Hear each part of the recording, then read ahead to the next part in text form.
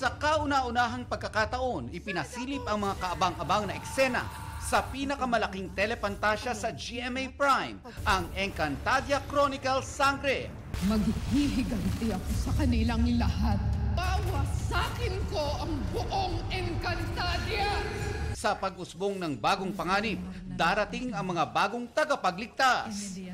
Say abisala sa mga bagong tagapangalaga ng brilyante na formal nang ipinakilala sa MediaCon kanina. Ang apat na sangre, sina Bianca Umali o Terra, Faith Da Silva o Flamara, Angel Guardian o Dea, at Kelvin Miranda o Adamus. Bago ang MediaCon, nakapanayam ng GMA Integrated News ang apat na sangre. Iplinex ng apat ang kanilang full costumes at mga pinagdaanan habang sinushoot ang Kapuso Telepantasya. Aminado si Faith na sa sangre na challenge ang kanyang kakayahan sa pagganap. Na hindi ako bihasa pagdating sa pakikipaglaban. Yung ibang klaseng laban siya dahil yung brilyante ng apo yung nasa akin. So yung fire, yung alab talaga ng pakikipaglaban, yung init, it has to be there.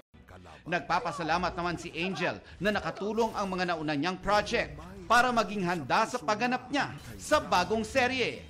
Galing akong Running Man. So actually, nakatulong siya sa pag-prepare ko physically.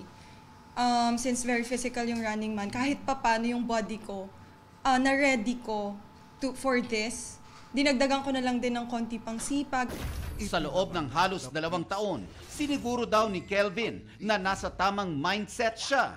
Pagbutihin pa ang pag-arte at magkaroon ng sapat na lakas para sa mga training para sa fight scenes. Kailangan mo talaga ng matinding commitment.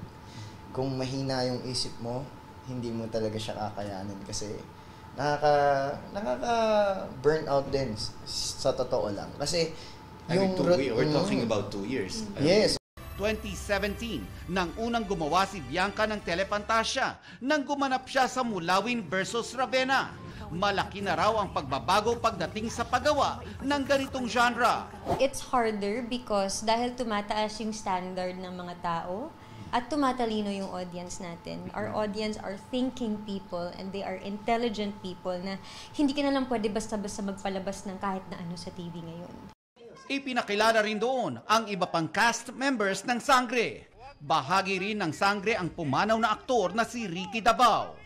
Sangre! Sangre! Binigyan siya ng tribute sa MediaCon. In remembrance of our beloved Mr. Ricky Davao, who was part of the series. Dumalo rin doon ang ilang GMA executives sa pangunguna ni OIC for GMA Entertainment Group, Cheryl Chingsi. Kinanta rin ni Limitless star Julian San Jose ang theme song ng Sangre.